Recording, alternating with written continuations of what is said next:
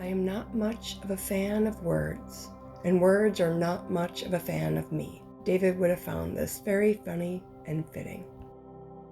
He and I both had aphasia, the partial or sporadic loss of the ability to understand or express speech. Mine from a head trauma and David from a heart trauma. Words could be unclear or missing to us.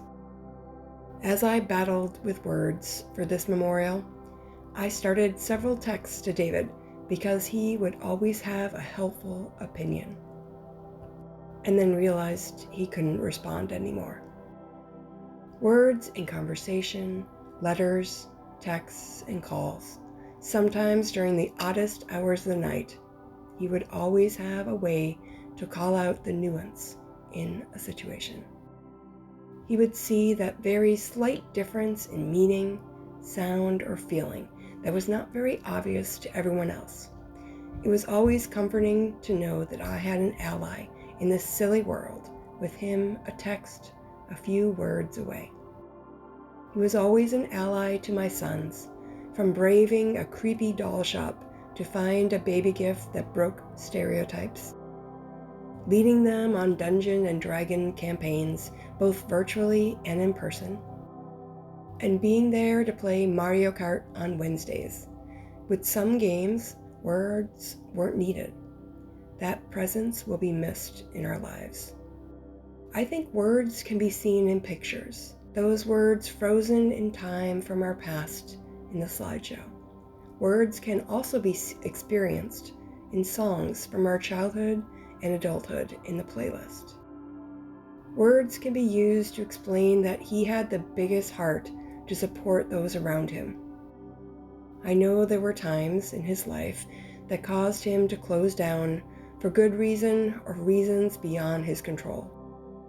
But over the last year, his heart burnt strong until it didn't. If we need to use poetic words for today, I would like to defer to An Jong-yong. I heard their poem a few months ago and have been reading different translations of their message. Words can sometimes be misheard or mistranslated, this time between languages, Korean to English. I think David would appreciate this. A Piece of Charcoal by An Jong-hoon. So much has been written and so much has been said about the end of our days. The goal is to turn, willingly, into a piece of coal to be burned for someone other than yourself.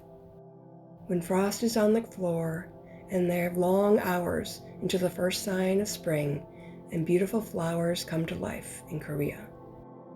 Our lives are like a truck pulling itself up a hill, carrying our coal.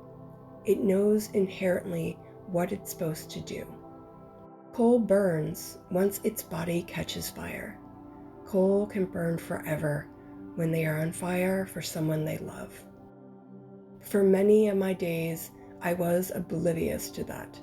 I kept that fire for myself. I only thought of becoming a lonely lump of ash. I hadn't turned into a piece of coal to share. Now I see what life really is. Life is to shatter into pieces, going from one piece of coal to 1,000 for others.